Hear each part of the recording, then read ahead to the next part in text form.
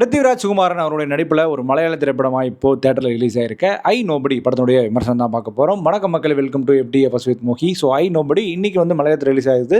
நாளைக்கு ஜூலை 10ஆம் தேதி வந்து பார்த்தீங்கன்னா தமிழில் டப் செஞ்சு ரிலீஸ் பண்ணுறாங்க.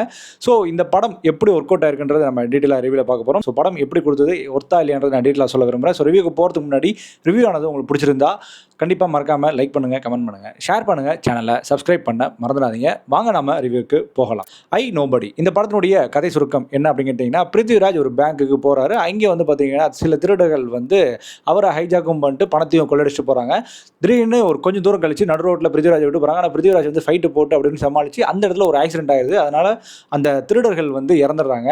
ஆனால் போலீஸ் வந்து சந்தேகப்படுது இவங்க எல்லாம் ஒரே லிங்காக இருக்குமோ அப்படின்னு தோணிட்டு, ஏன்னா இவர் தான் ஹெட்டாக இருந்து மற்றவங்க எல்லாருக்கும் ஷேர் பண்ண வேணாமல் இவரே வந்து எதாவது ஆக்சிடென்ட் பண்ணியிருப்பாரு அப்படின்னு சொல்லிட்டு இவரு இல்லாமல் போலீஸ் மட்டும் இல்லாமல் அந்த ஊரே வந்து பார்த்திங்கன்னா அவர் வந்து ஒரு இதாகவே பார்க்குது. அதாவது ஒரு திருடனாகவே ஜட்ஜ் பண்ணுறாங்க. ஏன்னா அது மட்டும் இல்லாமல் நியூஸ் சேனல் அந்த மாதிரி எல்லாருமே, அதாவது இந்த மீடியா பர்சன்ஸு, மீடியா அப்புறம் பீப்புள்ஸ் எல்லாமே எந்த மனநிலையில் இருக்காங்க, இதனால் இவர் எந்த அளவுக்கு பாதிப்படுறாரு, இவரோட குடும்பம் எந்த அளவுக்கு பாதிக்கக்கூடாது, அதுக்கெலாம் இவர் என்ன பண்ணார் அப்படின்னு தான் கதையாக அமையுது. ஸோ இந்த படத்தினுடைய பாசிட்டிவ் நெகட்டிவ் பற்றி பேசுவோம். இந்த படத்தினுடைய பாசிட்டிவ்னா மேக்கிங்காக மிரட்டி விட்டாங்க தான் சொன்னோம். அதுவும் ஃபஸ்ட் ஹாஃப்லாம் கொண்டு போன வேகமே அப்படியே ஃபாஸ்ட்டாக போயிடுச்சு. ஃபஸ்ட் ஹாஃப் செம்மையாக ஒர்க் அவுட் ஆயிருந்தது. எஸ்பெஷலி அந்த கதைகளும் அந்த கதைக்கான திரைக்கதை ஃபஸ்ட் ஹாஃபில் சூப்பராக ஒர்க் அவுட் ஆயிருந்தது. ஏன்னா பிருத்திவிராஜ் வந்து பார்த்திங்கன்னா ஒவ்வொரு சுச்சுவேஷன் அவர் ஃபேஸ் பண்ணுற பிரச்சனைகள் அதெல்லாம் வந்து நல்லாவே நரேட் பண்ணியிருந்தாங்க. ஒரு பையனை வந்து பார்த்திங்கன்னா பிளாக்மெயில் பண்ணுற மாதிரி பண்ணி அவன் வந்து 10,000 ரூபா கேட்பான். அதுவும் சின்ன பையன், 12th படிக்கிற பையன் கேட்குறதா இருக்கட்டும். அப்புறம் ஸ்ட்ரீட்டில் இருக்கிற சில பேர் வந்து வம்புக்கு இருக்கிறதா இருக்கட்டும், ஆக்சிடென்ட் பண்ணி 5 லட்சம் கேட்குறதா இருக்கட்டும், சுற்றி பக்கத்து வீட்டுக்காரங்களே பிரச்சனை கொடுக்குறதா இருக்கட்டும், வாட்ச்மேன்னா அடிப்பான். ஸோ இந்த மாதிரி ஏகப்பட்ட பிரச்சனைகள் வரும். அதெல்லாம் சூப்பராகவே நரேட் பண்ணி கொண்டு போயிருந்தாங்க. அதுக்கான கதைக்களமாக நல்லா இருந்தது தான் சொல்லி ஆகணும். அண்ட் அது மட்டும் இல்லாமல் இந்த படத்தில் பிருத்திவிராஜ் வந்து நடிப்பு ரொம்பவே நல்லா இருந்தது. அந்த கணக்கச்சிதமாக அந்த ரோலுக்கு இருந்தார். அதேமாதிரி ஒரு 10 பேர் அடிக்கணும்னா அதுக்கேற்ற ஆள் மாதிரி இருந்தால் தான் சொல்லி ஆகணும். அண்ட் அவரோட பர்ஃபார்மன்ஸ் தான் இந்த படம் ஃபுல்லாகவே இருக்குது. முக்கியமாக அவரோட நடிப்பில் தான் இந்த படம் ஃபுல்லாக நம்மளை ஹோல்ட் பண்ணி எண்டு வரைக்கும் பார்க்க வைக்கிறாருன்னு சொல்லி ஆகணும். அண்ட் பார்வதியும் சரி, இந்த படத்துக்கு என்ன கொடுக்கப்பட்ட வேலையோ அது நல்லாவே பண்ணியிருந்தாங்க. அண்ட் 2 சின்ன பசங்களும் ரொம்பவே நல்லா அடிச்சிருந்தாங்க. இதை தாண்டி மற்ற சக நடிகர்கள் எல்லாருமே நல்லா பண்ணியிருந்தாங்க. இந்த படத்துக்கு மியூசிக் ரொம்ப நல்லா இருந்தது. அண்ட் நான் ரொம்ப ரசித்ததுன்னு பார்த்தீங்கன்னா கண்டிப்பாக சினிமாட்டோகிராஃபி அண்ட் எடிட்டிங் தான் டாப் நாச்சாக இருந்தது. மேட்ச் கட்டு, சவுண்ட் கட்டு எல்லாமே பர்ஃபெக்டாக பண்ணியிருந்தாங்க. அதெல்லாம் சூப்பராக இருந்தது.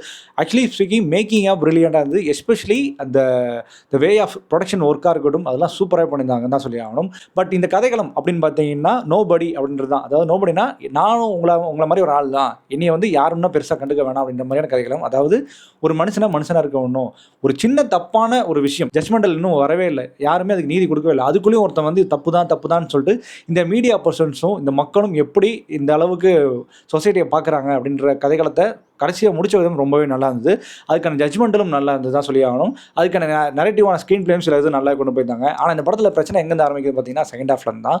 ஏன்னா செகண்ட் ஹாஃப் ஸ்க்ரீன் பிளே ஆனது அங்கே இங்கே சுற்றி ரோலர் கோஸ்டர் மாதிரி ஆயிடுச்சு, டயர்ட் ஆயிடுச்சு ஒரு கட்டத்தில் தான் சொல்லி ஆகணும். ஏன்னா படம் வந்து 2 மணி நேரம் 48 நிமிஷம் ஸ்க்ரீன் பிளே ஆனது. ஸோ செகண்ட் ஹாஃப் ரொம்ப லென்த்துன்றதை தாண்டி படத்தோட கதைக்களம் வந்து பார்த்தீங்கன்னா சுற்றி ரோலர் கோஸ்டர் மாதிரி போகுது. சில விஷயங்கள் சம்மந்தமே இல்லாமல் எங்கெங்கேயோ போகுது அப்படின்ற மாதிரி தோணுது. அது மட்டும் இல்லாமல் ஒரு சில ஷார்ட்ஸ்லாம் ரொம்ப லென்த்தாக இருக்குது, ஒரு சில ஷார்ட்ஸ்லாம் ரொம்ப ஸ்லோவாக இருக்குது. அதெல்லாம் கொஞ்சம் கப்பு சிப்புன்னு கொஞ்சம் ஷார்ட் அண்ட் பண்ணிருக்கலாம் அப்படின்ற மாதிரி தோணு வைக்குது. ஏன்னா இந்த கதைகளத்துக்கு இது தேவையா, ஒரு சில விஷயங்கள் தேவையா அப்படின்ற மாதிரி தோணுது. ஆனால் இந்த படம் ஆனது இப்படி தான் முடிய போகுதுன்ற நமக்கு நல்லாவே தெரியும். அது தெரிஞ்சாலும் கூட அந்த சுவாரஸ்யமான அந்த ஸ்க்ரீன் பிளே ஆனது ரொம்பவே இழக்குது அப்படின்னு சொன்னோம். அதாவது அரைச்சி நிறைய படங்கள் நல்லா எடுத்திருக்காங்க. ஆனால் இந்த படமானது கொஞ்சம் கதைகளமாக கொஞ்சம் வித்தியாசமாக தான் கொண்டு போனாங்க. ஆனால் கொண்டு போனவங்க கரெக்டாக அதுக்கான ஸ்க்ரீன் பிளே கொடுக்க தவறிட்டாங்களோ அப்படின்னு தோணுது செகண்ட் ஹாஃபில். அது கொஞ்சம் நல்லா மெனக்கெட்டுருக்கலாம் அப்படின்ற மாதிரி தோண வைக்குது. ஏன்னா செகண்ட் ஹாஃபில் ஸ்க்ரீன் பிளே ரொம்ப லிட்டரி ஒரு மாதிரி சுமாராக ஆயிடுச்சுன்னு கூட சொல்லலாம். ஏன்னா என்னடா ஃபஸ்ட் ஹாஃப் செம்மையாக படுத்துட்டு செகண்ட் ஹாஃப் எப்படி இது பண்ணிட்டீங்களா அப்படின்ற மாதிரி தோணுச்சு. அண்ட் முக்கியமாக இவர் வந்து வரவங்க எல்லாத்தையும் போட்டு தள்ளிட்டு அடிச்சுட்டே இருப்பார். அடி வாங்குவார் தான், இல்லைன்னு சொல்லலாம். ஆனால் அடிச்சுக்கிட்டே இருப்பார். ஆனால் இவர் எப்படிப்பட்ட ஆள், யார் சாதாரண மனுஷன் தான் சொல்கிறீங்க. ஆனால் நான் இத்தனை பேர் வந்தாலும் அடிக்கிறாரு. அதுவும் கேரளா இருக்கிற மக்கள்லாம் இவரை துரத்துட்டு தான் வராங்க. எப்படி பார்த்தாலும் எஸ்கேப் ஆகிட்டே இருக்குது. அது மாதிரி அதாவது பார்த்தீங்கன்னா எஸ்கேப் ஆகிட்டே தான் இருப்பார். அவர் யாருமே பிடிச்சி உட்கார வைக்கிற மாதிரி சீக்வன்ஸ் பெருசாக இருக்காது.